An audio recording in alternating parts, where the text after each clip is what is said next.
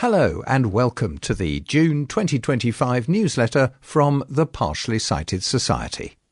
This audio version lasts for roughly 53 minutes, and each article will be separated by a short musical jingle to help navigation. The Partially Sighted Society is a registered charity number 254052. The charity's website address is partsight.org.uk, and PSS may be phoned on 01 302 965 195.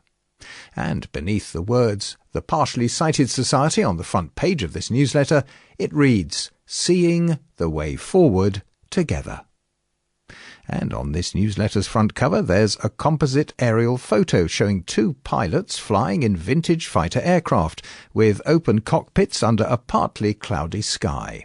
One plane marked with a US Air Force star insignia contains an older male pilot in a flight suit and helmet looking out to the left. The other aircraft, a Spitfire with Lady Ellen 3 painted on the side, is flying nearby in close formation. The image blends multiple cockpit angles and exterior views, creating a dynamic, immersive effect. As usual, this edition of the newsletter starts with a welcome from CEO Anita Plant. Hello everybody. We've had a really busy and exciting time at PSS recently. And I have to say, as a CEO, nothing gives me more pleasure than seeing our building humming with activity, and last week was a perfect example. In our boardroom, our knit and natter group were chattering away and laughing. Honestly, sometimes it gets really noisy in there, and those were overseen by our volunteer George. Nikki was offering essential mental health support from her calming office space. Oasis sometimes for all of us and our clients. Sean was delivering tech training and providing telephone advice, and Gary and I were working together to provide low vision support to a new person who'd come in to see us and seek our help. And in our print room, Andre and Marcus were busy printing and packing school books and other essential equipment. And not to forget Nicola, who was at the front desk warmly handling inquiries, processing school orders and helping customers in our charity shop. So it was a busy day. And then not to forget James, who's our account support. He was doing the essential, if less glamorous work with the numbers that keeps everything running behind the scenes.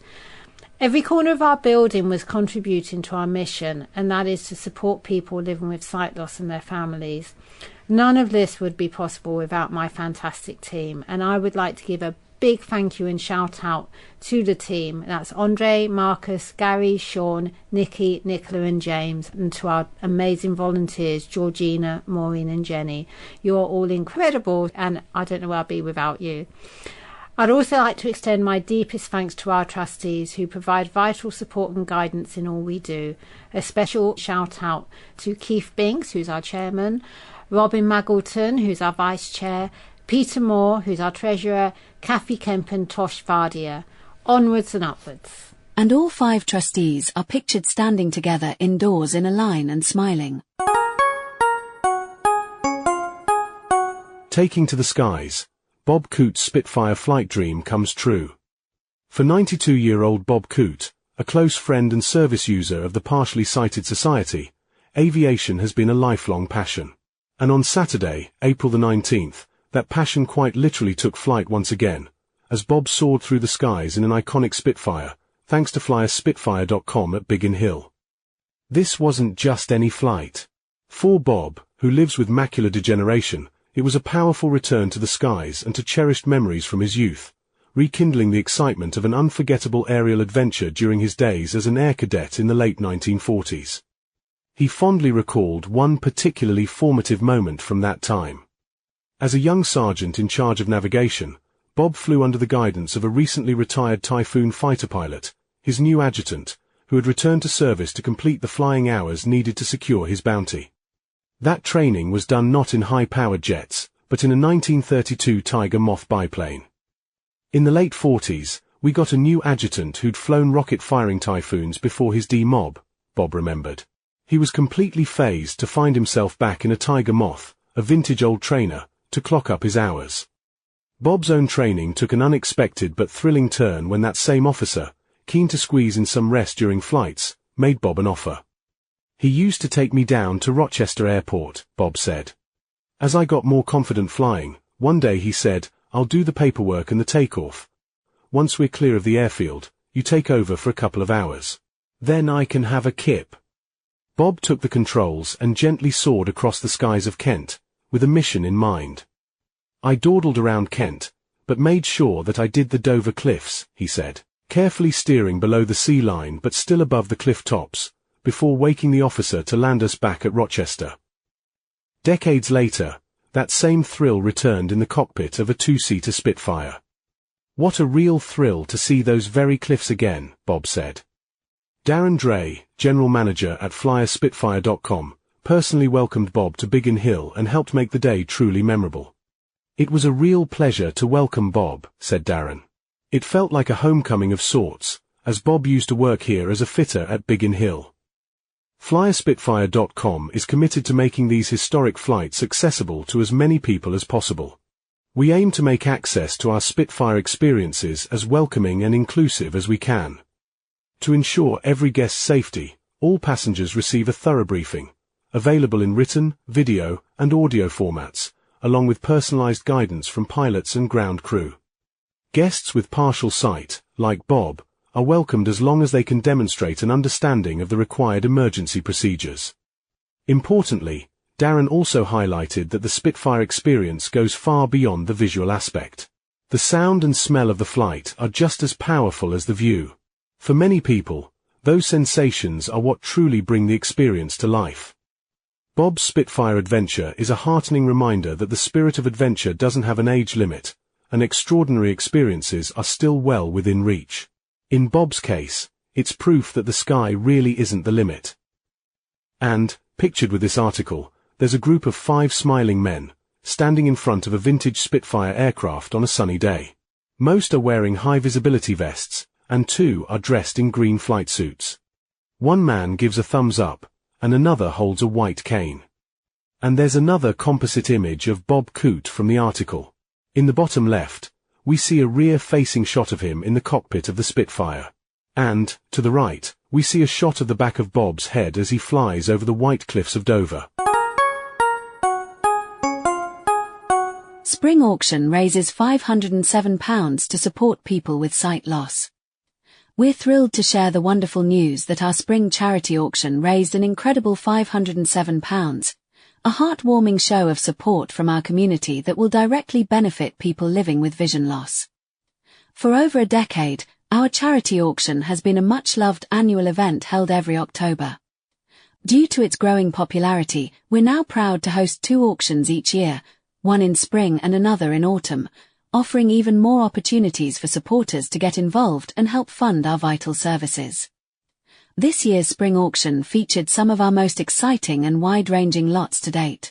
Highlights included a magnificent Fortnum and Mason hamper, generously donated by our friends at Bruin Dolphin, and a beautiful selection of stylish household items, kindly provided by our partners at IKEA.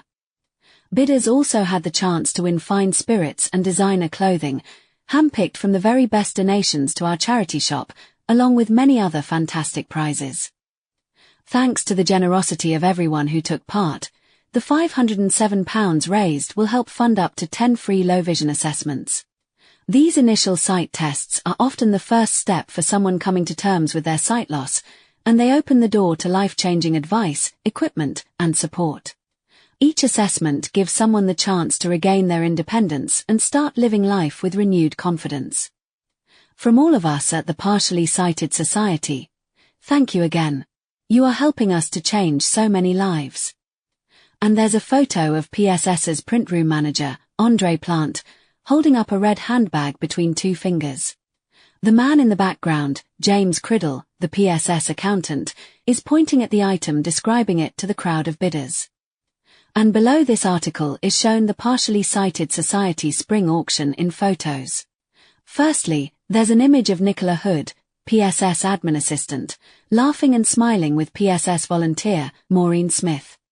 There's a photo of a PSS member, sat looking at her guide dog, Betty, and 2 members of PSS. One member is stood up wearing a red jumper and has his hand on the other's shoulder. The other lady is sat down, wearing a lavender-coloured top. Print room manager, Andre Plant, is shown displaying an item from the auction up close for members to have a better look. And Andre is also pictured, this time with CEO, Anita Plant, and both are smiling as they host the auction. And, finally, there's a photo of a man smiling looking off past the camera to one side. Partially Sighted Society marks International Albinism Awareness Day.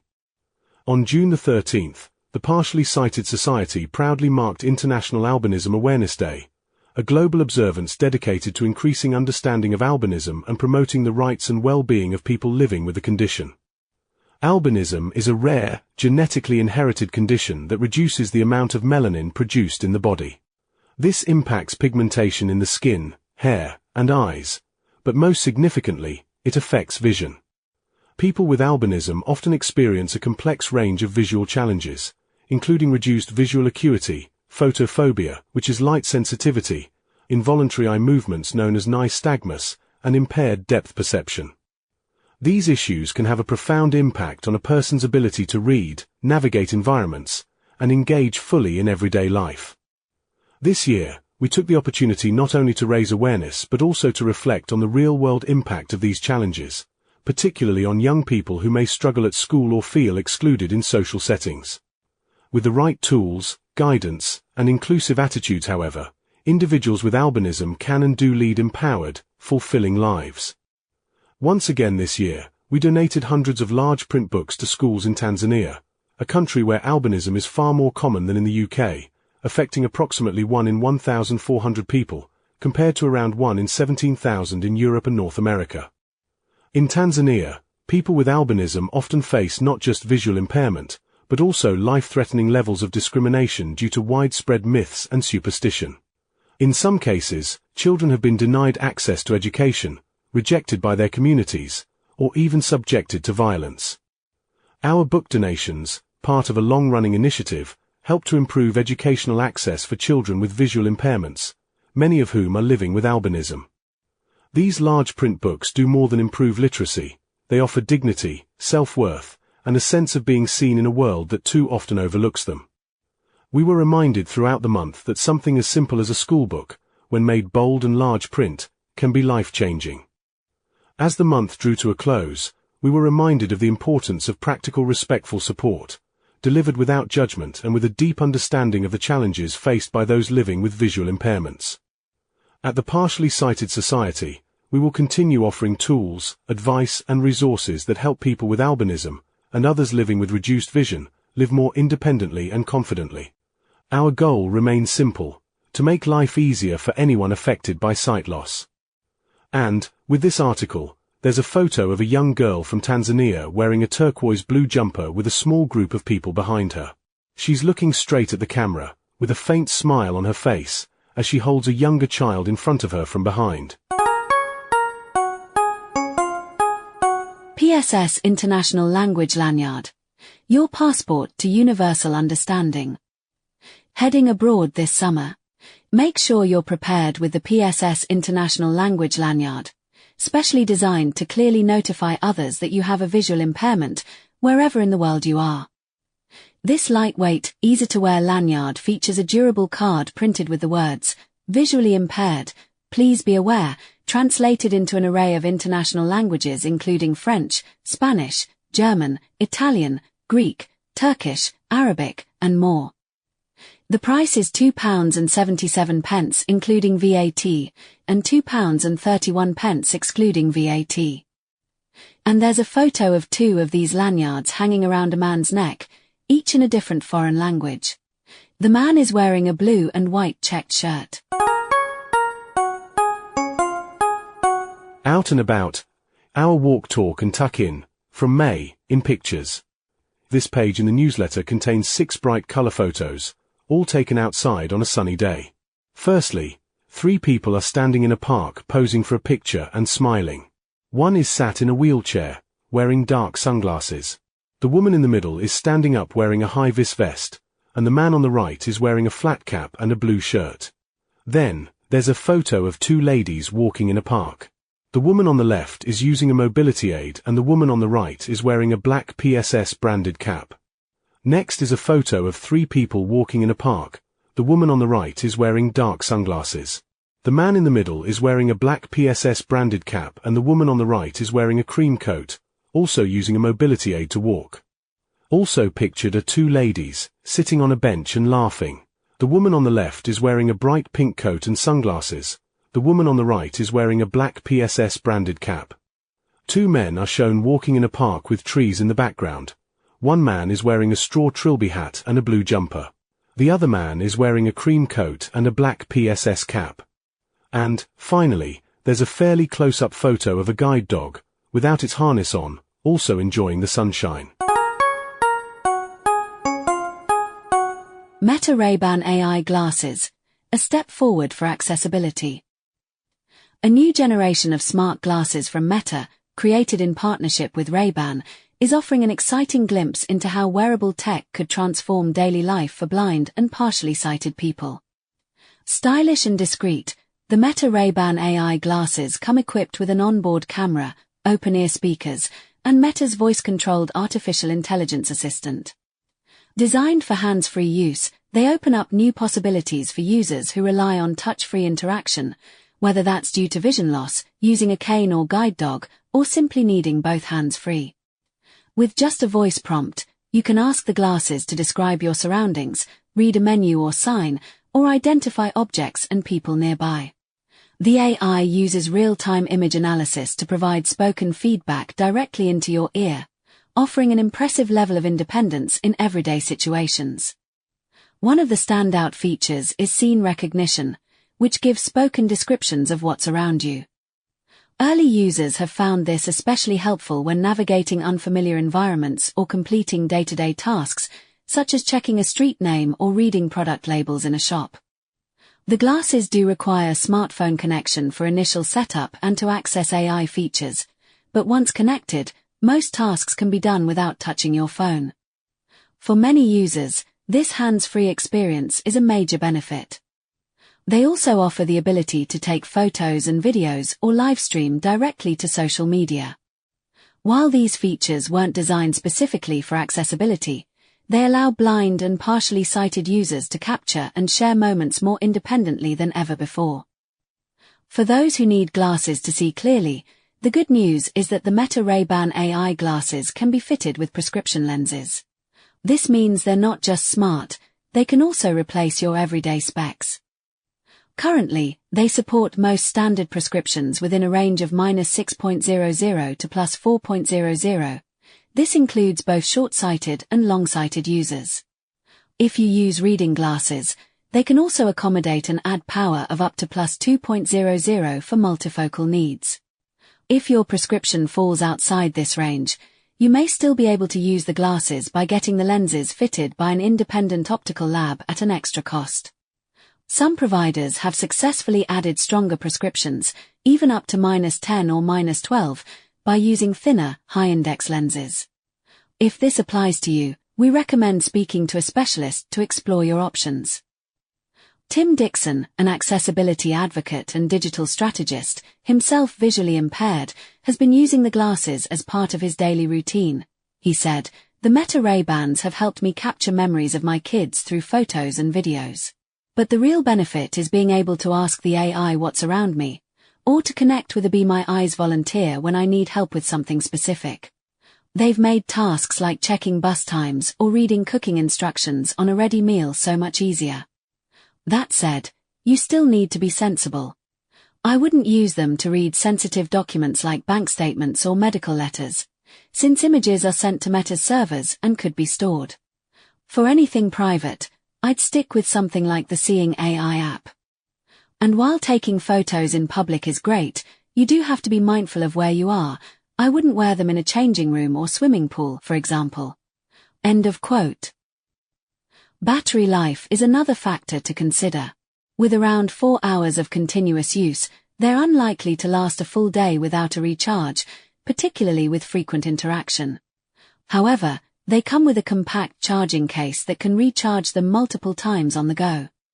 The case itself only needs plugging in after around 32 hours of use, so for most people, that's once a week. As with any AI tool, accuracy isn't perfect. Mistakes can happen. An object might be misidentified or a sign misread, which can be frustrating or even risky if you're relying on the glasses for navigation. And because the AI features need an internet connection, they won't work reliably in areas with poor signal. Cost may also be a barrier for some, with prices starting at £299 and a mobile data connection required for full functionality. Despite these limitations, the Meta Ray-Ban AI glasses are a meaningful step forward in accessible tech. They're not for everyone, but they point to a future where smart wearables could help make the world more navigable and inclusive.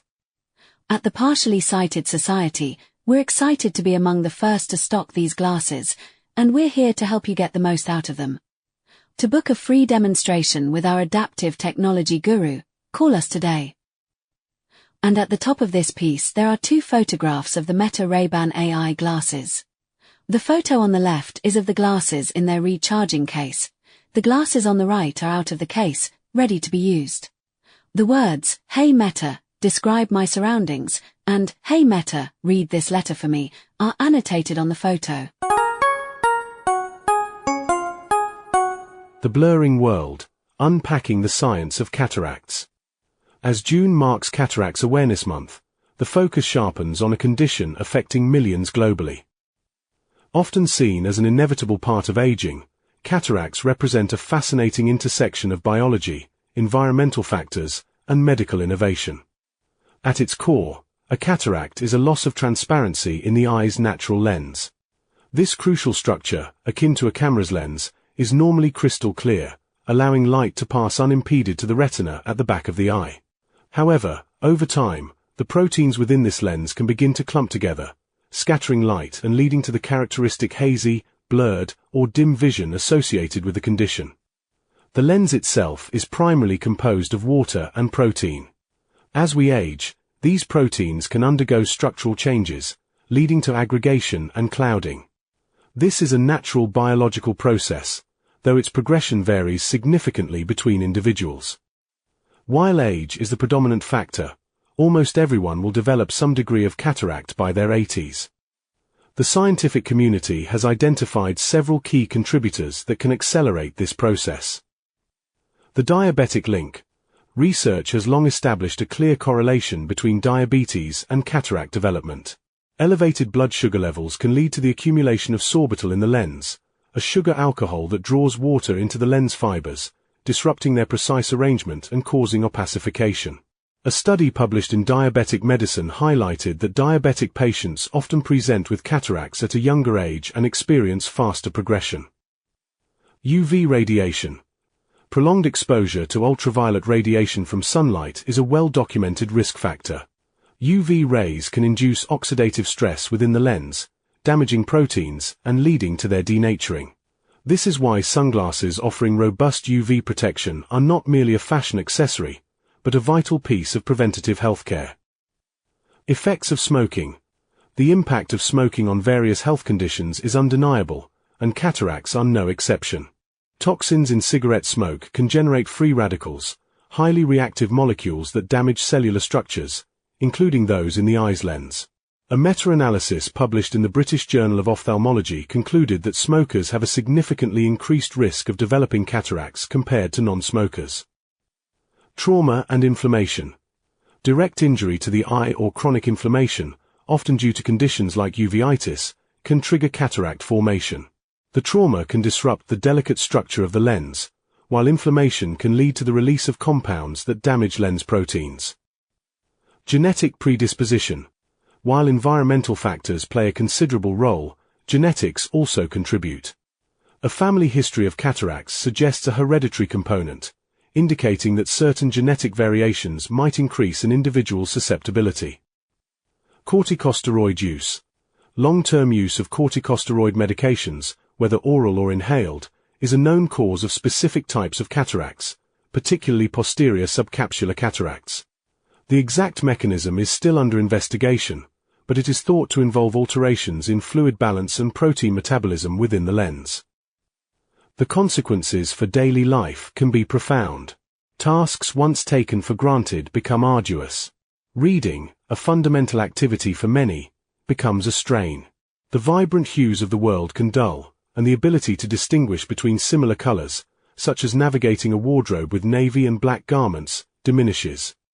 Perhaps most concerning is the impact on driving, especially at night, where the glare from oncoming headlights can be blinding and dangerous. However, the scientific advancement in treating cataracts offers a remarkable success story. Cataract surgery is now one of the most common and effective surgical procedures performed globally. It involves removing the clouded natural lens and replacing it with a clear, artificial intraocular lens, or IOL. This procedure typically takes less than an hour, and recovery is generally swift. The precision of modern cataract surgery is truly remarkable. Surgeons can now tailor the artificial lens to a patient's specific needs, often correcting pre-existing refractive errors like short-sightedness or astigmatism at the same time. The visual outcomes are really positive, with around 95% of patients reporting improved vision after the procedure. As our understanding of the underlying science of cataracts continues to deepen, so too does the potential for new preventative strategies and even more refined treatment options. For now, awareness remains paramount. Early detection and timely intervention can significantly improve the quality of life for those living with this pervasive condition. For more information, call us on 01302 965 195. That's 01302 965 195. And at the top of this article are two diagrams of eyes. The eye on the left is a healthy eye. The eye on the right is an eye with a cataract. The light coming into the eye with the cataract is scattered, rather than focused, as is displayed on the left eye. Stride for sight. The Yorkshire Marathon and Yorkshire 10-mile run are taking place on Sunday the 19th of October 2025. Are you up for the challenge? Every step makes a difference for those living with sight loss. For more information and to book your place, please email events@partsight.org.uk. That's events@partsight.org.uk. This information is displayed here as an event poster for the Yorkshire Marathon and 10-mile run. The logo for the Yorkshire Marathon is shown, and, at the top, are the words, The Partially Sighted Society. Seeing the Way Forward, Together. And, below this poster is written Donate Now with Just Giving, next to the QR code used to access further information online about Just Giving. A big thank you to the young folk. We've been hearing some truly heartwarming stories lately, and we just had to share them with you. More and more of our members who wear our symbol armbands, badges, and lanyards have been telling us about the kindness they've experienced while out and about, and it's often from young people. Whether it's offering an arm to cross a busy road, helping count change at the till, or simply taking a moment to stop and ask, "Do you need a hand?" It's the younger generation who are really stepping up. In a world where young people are so often unfairly criticized, we want to shine a light on their empathy, awareness, and compassion. These small gestures may not seem like much, but to someone living with sight loss, they can make all the difference. As our CEO, Anita Plant, says, it's clear that today's young people just get it. They're thoughtful, they notice others, and they act with kindness. We're so grateful for every one of them who's helped one of our friends feel seen and supported. The symbol items we provide, armbands, badges, and lanyards, are designed to discreetly let people know someone is partially sighted. But their real value comes from how people respond to them. And lately, those responses have been full of care and consideration. So, to every young person who's paused to help someone with sight loss, thank you. You're making a real difference, and we see you. New. A clear time day date wall clock.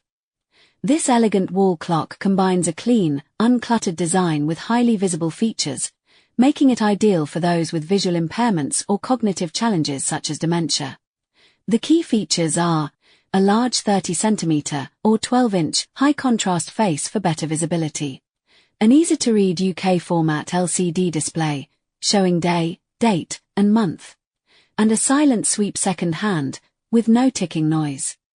The price is £29.99, including VAT, or £24.99, excluding VAT. And there's a photo of the wall clock with its square shape with rounded corners. The numbers and the hour and minute hands are black and the thin second hand is red. The background to the clock is yellow with the LCD display screen in the bottom center of the clock face. In this photo, the clock is displaying the time of 2:10, and the date as the 24th of December. Understanding and managing visual field loss after a stroke. Experiencing a stroke can be a traumatic and frightening experience, especially when it affects your vision. One of the most common and life-altering consequences of a stroke is visual field loss, which can make everyday tasks more difficult and reduce confidence in daily movement and interaction. Stroke and vision. What you need to know. Visual field loss occurs when a part of your field of vision, which is what you can see while looking straight ahead, is missing, usually on one side. This change is not due to damage to the eyes themselves, but rather to the brain's visual processing centers. This type of loss often affects both eyes and tends to occur on the same side as any physical weakness or paralysis caused by the stroke, such as in the face, arm, or leg. What is visual field loss? Your visual field includes everything you can see without moving your eyes, both central and peripheral vision. When you lose part of this field, it becomes harder to notice people or objects on that side, which can affect mobility, safety, reading, and even social interaction. The most common type is homonymous hemianopia. This condition means that the same half of the visual field is missing in both eyes, either the left or the right. For example, if someone has right-sided hemianopia, they won't see anything to the right of center in either eye. This means they may bump into objects, struggle with reading or not notice people or hazards on their affected side. Can vision improve? Recovery depends on the severity and location of the stroke. Around 50% of people with visual field loss experience some improvement, typically within the first 3 to 6 months. After that period, any remaining field loss is likely to be permanent. Still, many people adapt over time, learning helpful strategies and using tools that allow them to live safely and independently. Coping strategies and support. There are a number of techniques and tools to help manage visual field loss, some led by professionals, others simple enough to try at home. Helpful at-home techniques include visual search training, practicing scanning toward the blind side using deliberate head and eye movements. Reading aids, typoscopes, line guides, magnifiers, or using a finger to track text. Elastic bands, marking the edge of books or pages to guide reading. Peliprisms, special lenses prescribed by orthoptists that shift images into the visible field. Allowing extra time, taking more time in new or busy environments. Making it visible, wearing a symbol like a visual impairment armband to alert others in public. Tips for families and carers. To support someone with visual field loss, you may want to consider the following tips. Always approach from their seeing side. Place important items, like drinks or phones, on their unaffected side. Encourage eye and head scanning toward the blind side during routines. Keep furniture layouts consistent. Avoid rearranging rooms to reduce risk of falls. Vision training exercises. Daily practice can help improve eye coordination, scanning, and spatial awareness. Try these exercises. Eye tracking. Follow a pencil with your eyes as it moves side to side, and up and down. Convergence. Focus on a pencil moving toward and away from your nose. Reading cues. Use colored markers or elastic bands to help track lines of text. Near to far focus. Alternate your focus between nearby and distant objects. Word search puzzles. Ideal for scanning and pattern recognition. Depth perception. Hold a pen in each hand and judge which one is closer. Drawing tasks. Complete the missing half of a shape or image.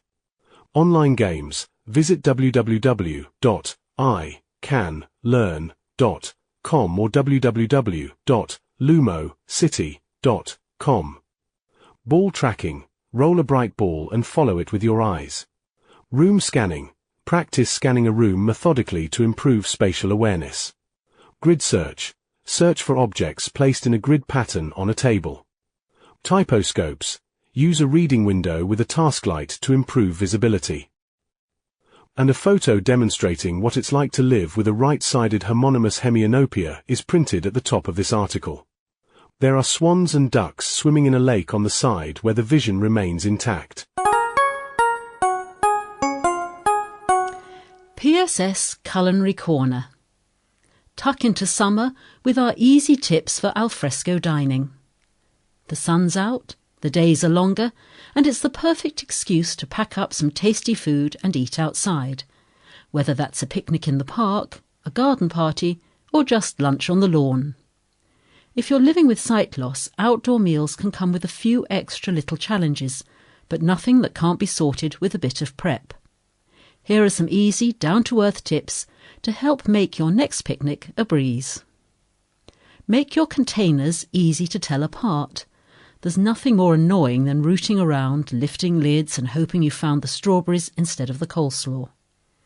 A few simple tricks can save you the hassle. Elastic bands. Pop a different number of bands around each container, maybe one for sandwiches, 2 for fruit, and so on. Once you get the system in your head, it's dead easy. Bump dots or tactile stickers. Stick these on the lids so you can feel what's what straight away. If you like, you can go for raised letters or braille labels too. Bright lids. If you've got some useful vision, go for containers with bold, contrasting lids. They're easier to spot when everything's spread out on the grass. Bento boxes are your best friend. These little sectioned lunch boxes are brilliant. You can keep your crisps away from your sandwiches, your fruit away from your desserts, and nothing ends up in a squishy mess. Plus, it's much easier to find what you want. If you bring a couple of boxes, you can label them with the same tricks as already mentioned, so you know which one's got the goodies you're after. Stick to food that's easy to grab. No one wants to faff about with cutlery on a picnic blanket. Go for foods you can pick up easily and munch away on. Little sandwiches or wraps you can eat in a couple of bites. Pre-cut fruit like grapes, strawberries or melon chunks. Cheese cubes or mini cheeses, with cocktail sticks if you fancy. Sausage rolls or veggie sticks with some dip. A few biscuits or pastries to finish on a sweet note. Basically, if you can pop it in your mouth with one hand and hold your drink in the other, you're on to a winner. Bonus tip. Grab a non-slip picnic blanket. If you've ever had your picnic slide off the blanket and onto the grass, you'll know why this one's handy. A mat with a rubber or grippy backing will help keep everything steady, even if the ground's a bit lumpy. And most of all, enjoy it. Whether you're with family or hosting a lively get-together with friends, a few little hacks can make all the difference. Less stress, more snacks. Here's to a summer full of good food and good company. Bon appetit. And with this article, there's a photo of a picnic laid out on a blanket. There are 2 mason jars with colourful straws sticking out of their lids. They are filled with fruit punches. There are also lunch boxes displayed on the blanket. Inside them are a selection of sandwiches and a selection of fresh fruits. And now, the recipe of the month. Char-grilled potatoes with grilled mackerel and a spiced sweet pepper salsa. A vibrant and flavourful summer dish, perfect for warm weather dining. This dish brings together ingredients that provide nutrients important for maintaining healthy eyes. The mackerel is rich in omega-3 fatty acids, which help support the normal function of the retina and may reduce dryness in the eyes. Sweet peppers are high in vitamin C, an antioxidant that helps protect eye cells from damage, and they also contain some beta-carotene, which the body converts into vitamin A to support normal vision. The parsley adds small amounts of lutein and zeaxanthin, which are compounds found in the eye that help maintain its healthy function. Olive oil contributes healthy fats and a little vitamin E, another antioxidant that supports cell health, while the potatoes make the meal balanced and satisfying. Ingredients, and this recipe serves 4. For the mackerel, 4 fresh mackerel fillets, skin on, 1 tablespoon of olive oil, the juice of half a lemon, sea salt, freshly ground black pepper.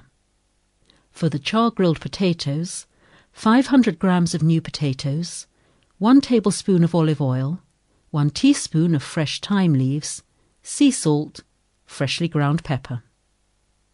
For the spiced sweet pepper salsa, 2 red bell peppers, 2 yellow bell peppers, 1 small red onion finely chopped, 1 garlic clove minced, 1 red chilli de-seeded and finely chopped, that's optional, 1 teaspoon of ground cumin, 1 tablespoon of olive oil, the juice of 1 lime, a small handful of fresh parsley chopped, sea salt, and freshly ground black pepper.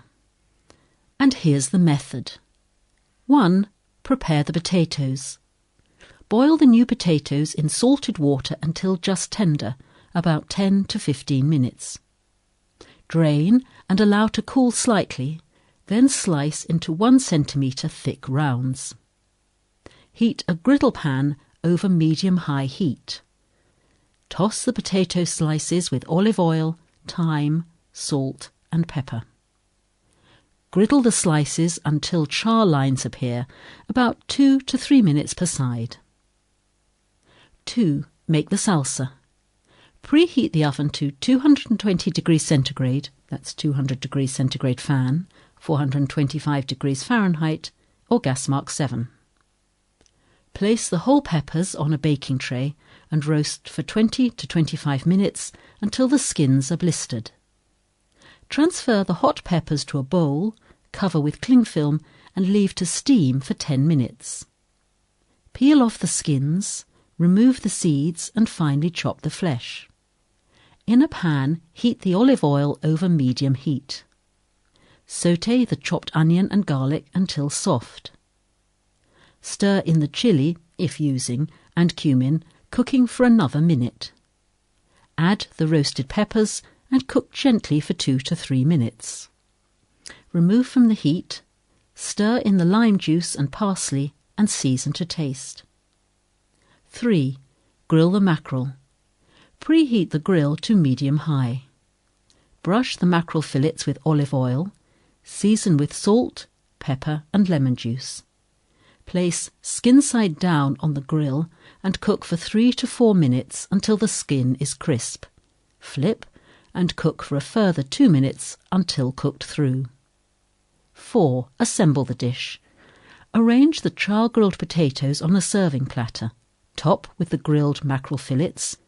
Spoon over the spiced sweet pepper salsa and garnish with extra parsley if desired. Additional tips. For extra flavour, marinate the mackerel in lemon juice, olive oil and thyme for 20 minutes before grilling. If you don't have a griddle pan, roast the potatoes in a hot oven at 220 degrees centigrade, that's 200 degrees centigrade fan, until golden and crisp.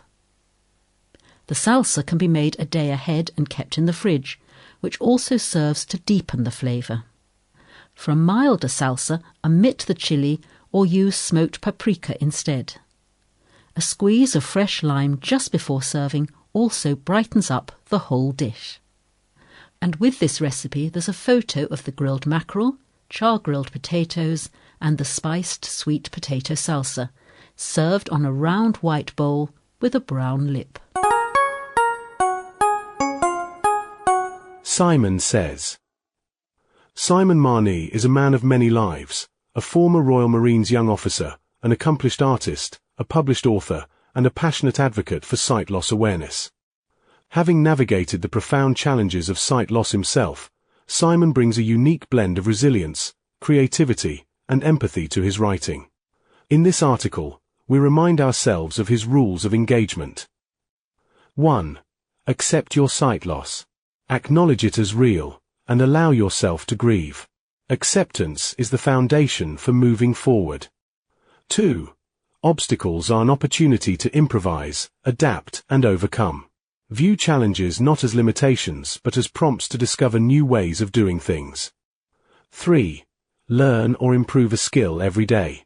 Growth, no matter how small, is vital. Even minor progress builds confidence and control. 4. Listen carefully. Judge slowly. Rely on your other senses. Process situations thoughtfully, without rushing. 5. Sight loss is nothing to be ashamed of. Do not be embarrassed. Maintain dignity and self-respect. There's no room for shame. 6. Get organized and have a place for everything. Order your surroundings to minimize hazards and confusion. Give yourself the best chance of success. 7. Apply the broken glass principle. Sort out hazards as you encounter them. Deal with immediate risks before they become bigger problems. 8. Ask for help. Remember, you are the one with the problem. Seeking assistance is neither weakness nor inconvenience. It's practical and important. 9.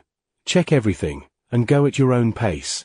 Rushing plus blindness equals chaos. Slow, steady, and deliberate beats hurried and uncertain every time. 10. Do not be offended by references to sight. Language is shaped by sight. Understand that words like see, look, or find aren't meant to exclude you. You can find all of Simon's books online at amazon.co.uk. And, at the top of this feature, there's a photo of a smiling Simon Marnie, the author of this article. Events at PSS for July, August and September 2025. On Wednesday the 2nd of July, Knit and Natter takes place between 2 and 4 p.m. On Thursday the 3rd of July, a coffee morning runs from 10:30 a.m. to 12 noon. On Wednesday the 9th of July, Creative Wellbeing is on from 2 to 4 p.m. On Thursday the 17th of July, a coffee morning runs from 10:30 a.m. to 12 noon. On Wednesday the 23rd of July, one of our walk, talk, and tuck-in events takes place between 12 noon and 2 p.m. And on Wednesday the 30th of July, the support group meets from 2 to 4 p.m. On Wednesday the 6th of August, Knit and Natter takes place between 2 and 4 p.m. On Thursday the 7th of August, a coffee morning runs from 10:30 a.m. to 12 noon. On Wednesday the 13th of August, Creative Wellbeing is on from 2 to 4 p.m. On Wednesday the 20th of August, one of our walk, talk, and tuck-in events takes place between 12 noon and 2 p.m. On Thursday the 21st of August, a coffee morning runs from 10:30 a.m. to 12 noon. Monday the 25th of August is a bank holiday and the charity is closed. And on Wednesday the 27th of August, the support group tea party takes place between 2 and 4 p.m. On Wednesday the 3rd of September, Knit and Natter takes place between 2 and 4 p.m. On Thursday the 4th of September, a coffee morning runs from 10:30 a.m. to 12 noon. On Wednesday the 10th of September, Creative Wellbeing is on from 2 to 4 p.m. On Wednesday the 17th of September, one of our walk, talk, and tuck-in events takes place between 12 noon and 2 p.m. On Thursday the 18th of September, a coffee morning runs from 10:30 a.m. to 12 noon. And on Wednesday the 24th of September, the support group meets from 2 to 4 p.m. All events are free to attend, with the exception of our crafternoons, which kindly ask for a minimum recommended donation of £5 to help cover the cost of materials. Also for the afternoon tea, the price for that is yet to be determined. We can't wait to see you all soon. Change someone's life today. Become a supporter of the Partially Sighted Society. For over 50 years, the Partially Sighted Society has been helping people diagnosed with sight loss rebuild their lives. From our fully equipped sight centre in Doncaster, we help thousands of people every year. We provide free sight tests, assessments and mental well-being services to anyone living with visual impairments, which are all funded by you. The Partially Sighted Society receives no statutory funding, so your donations are the lifeblood of our organisation. For the price of a cup of coffee, you can ensure that people who have recently been diagnosed with sight loss can access our full range of services and keep our vital work available to those who need us for many years to come. Send a cheque payable to the Partially Sighted Society at 1 Bennett Thorpe, Doncaster, DN2 6AA, or set up a standing order to the Partially Sighted Society.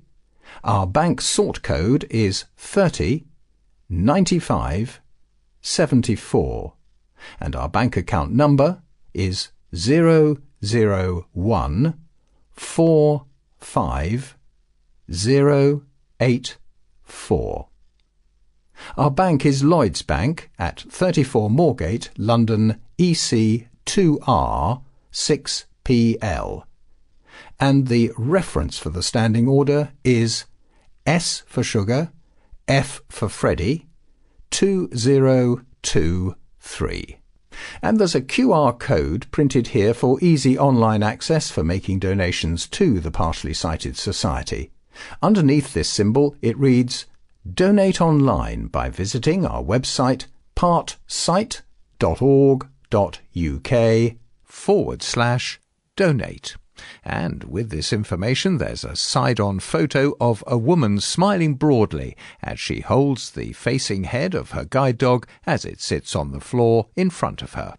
There's another guide dog in the background with other people in the same room at what is a social event with food and drink mugs on the table behind. And at the foot of this final page of the newsletter, in large, bold capital letters, it reads, "Thank you." This is the end of the June 2025 newsletter from the Partially Sighted Society. The Partially Sighted Society, registered charity number 254052, may be emailed at reception@partsight.org.uk and phoned on 01302965195. That's 01302965195. This audio version has been produced by Infosound, a British charity, registered in England and Wales, number 11428082, and registered in Scotland, number SC039929. Thank you for listening.